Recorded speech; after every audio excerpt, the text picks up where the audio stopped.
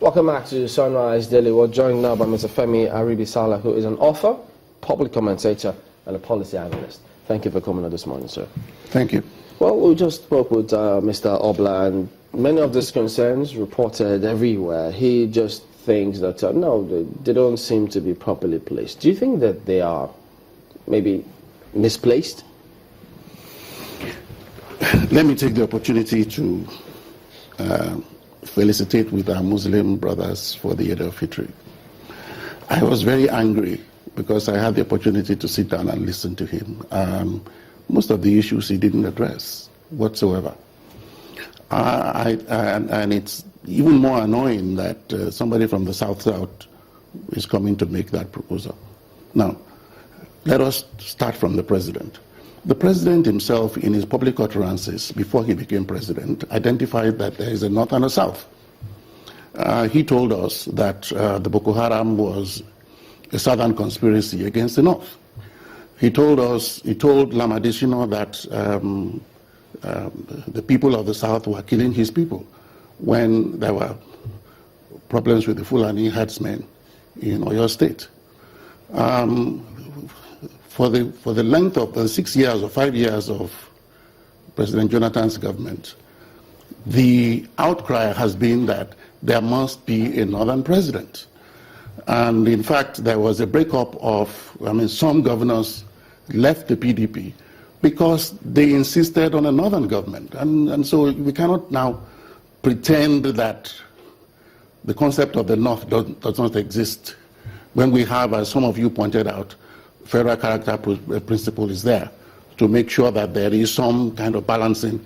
We have geopolitical zones that are identified between north and south. The north and south exists in Nigeria.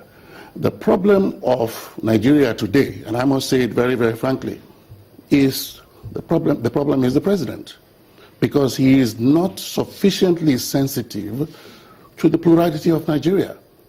And so you have this lopsidedness in terms of his pronouncements, in terms of his appointments, and it stirs up all kinds of tendencies that would not have been there. There were all kinds of problems before the president came, but he has exacerbated them. He has worsened them. Now we're having Avengers are bombing. A situation that President Yaradua was able to attenuate has flared up. Now we are having pro-Biafran people agitating for separation.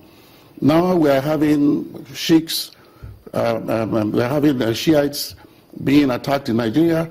There are all kinds of tendencies that should really not have been provoked, that have been provoked. And all these different appointments, they are made without sufficient sensitivity to the plurality of Nigeria. Some of his supporters, like the current governor of Kaduna, told us before he decided to join him that President Buhari, then General Buhari, was not sensitive enough to Nigeria's plurality. IBB said that when he overthrew him. The president is talking change. He needs to change. He has not changed since his first coming. Let's take a look at some of the issues that you've raised, and some of the things you say he's exacerbated, as it were. For instance, Niger Delta vengeance. How did he do that? Well, you see, in his inauguration, he made a fantastic speech that he belongs to nobody and he belongs to everybody. Now, that is a unifying speech. But then his actions thereafter didn't back this up. For a very long time, we just had appointments and appointments and appointments that were northern appointments. Why? Why was he doing that? Until he reached the statutory element where, by the Constitution, you have to appoint people from different states. But beyond that, his kitchen cabinet is northern. His personal staff is predominantly northern. And as you were pointing out, you were trying to read to this gentleman, the security apparatus is basically dominated by northerners. It is not right. It is not right that this... How does that exacerbate, bring up Niger Delta adventures? Well, it makes some people feel that they're excluded. It makes some people, especially today, the South and the Southeast feel that they're excluded. I mean, Igbos, for instance, have been excluded from so many posts. If you do a census, which this man was telling us we should do, but he should have done it, and he would have realized that there is no balancing in Buhari's appointments. His appointments are lopsided. And it isn't right. If you are president of Nigeria, you have to be president of all Nigerians. And you have to bring all Nigerians together. But the feeling is not there. But you know, during one of the, I think it's the first media chat that the president has held, he did talk about those kitchen cabinets. He said, look, this is about appointing people who you trust, who are really close, who you can, of course, do certain things with. But in terms of all the other appointments, do you think that maybe there's something that we may be missing out here? Could they be looking at trust and then competence of those who can deliver? A president, first of all, came through a political party. Hopefully, the political party is a national political party. You cannot say you only trust people from your backyard. It is not right. It isn't right. And I have always felt it was a mistake electing Buhari because people don't change in their 70s. And he has always been like that. In his first coming, his SMC had 16 people. Only one was a Yoruba man. That has been the tendency of Buhari. As PTF chairman, most of the money that was spent on the PTF was spent in the north, systematically. And he has not changed. They talk change, but the president hasn't changed. His people need to talk to him. I'm trying to look at some of the points raised by Mr. Obla. Back here, maybe in the south or southwest, what a lot of people see is that they always think that the north is just one north. That was why he took time to break it down, that look, these people are into states and into ethnic group. And he made some point by reading out some of those names, saying that, for instance, the acting Inspector General of Police is Nupe, and some of these people, like the Secretary to the government, is even a Christian also from the north, in trying to make people understand it. Isn't that misunderstanding that some Nigerians hold that is making everyone think that it's a north versus south issue? Perceptions are more important than reality. Within the Nigerian construct, there is a northern perception and a southern perception. The president of Nigeria must be sensitive to this. Must be sensitive to this. This is a democratic polity, and he was elected by all Nigerians. The first time he tried, he only got 300 and something thousand votes out from the entire South. But he triumphed on the third time he tried, which was 2011.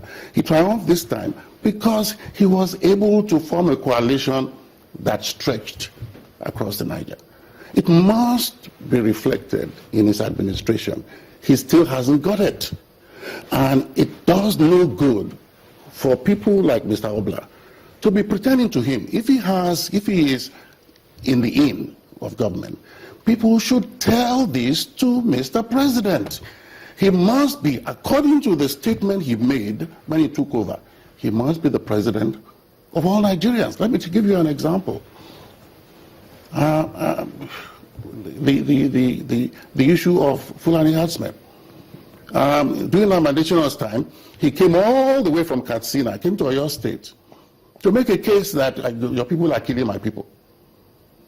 Presumably, now all Nigerians are his people.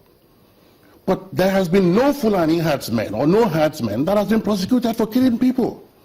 Please, this kind of contradiction doesn't make sense. But do we blame him? Because, I mean, we must blame him. The buck stops with him. He's giving that directive to security agencies, say, listen, this must stop. It's up to them to now act, First of all, how long did it take for him to say anything at all? It took him over a year to say anything at all. It bothers me. We are concerned because our daughters, our sisters have been kidnapped by the Boko Haram, these Chibok girls. So we are concerned for some 200 and something people that were kidnapped. But please, when people assemble, we kill them. So how can we say we are concerned because some people, when some sheikhs, we kill hundreds of sheikhs. And then we are concerned, please, all lives matter. The lives of sheikhs matter in Nigeria. The lives of pro-Biafran agitators matter in Nigeria. The lives of Niger Delta people matter in Nigeria. The lives of all Nigerians matter. And that must be expressed and must be implemented by Mr. President. We can't continue having a situation where herdsmen are just going from state to state and killing people. Well, and not one arrest. I've not heard. Maybe you can tell me. Who has been arrested for Fulani herdsmen? Not one single arrest. Why not? And when we look at it historically, he said they are his people. Is that because, do you think that the policemen are looking the other way? Don't the state governments also have a responsibility? For instance, the crime of murder falls under the purview of state governments to prosecute. Except that in Nigeria, the police structure, it's federal. Are we saying that the state governors don't really have, they don't have... Nobody caught anybody, and maybe they were caught and were they set free? I don't know. I just know that I have not heard of any of them being caught. And, as early as a few days ago, there were still some other movements by these herdsmen. How can this continue? Do you think it's just an unfortunate one he's had? Because if you look at the insurgency in the northeast, since it came on, there's been some significant progress in that aspect. And now you say some others have just sprung up, like the Avengers, and looking at the agitators from Nigeria's southeast. How would you have loved to see him handle these other two? First of all, his body language caused them. His attitude caused them. Look. Let me get this. His body language and attitude gave birth to what we're seeing in the south. Oh yes, because people don't feel. First of all, you had an election that was fought on the grounds that power must go to the north. Okay, so that itself, I always maintain the position that, look, this election should be fought for national unity side. So if we are getting oil from the south-south, we should not be too concerned if a son of the south-south becomes president. For heaven's sake. I mean, other places have been president for so many years. If the oil is from their place, they deserve to be, and some people say, 4 years is enough. Well, but 4 years is enough. People have been coming for, how many times have we had presidents from Katsina? 4 years is enough. Why should Buhari himself come back after having been here before? All right, we'll take a break. We'll continue in that same line of thoughts when we return. Do join us again.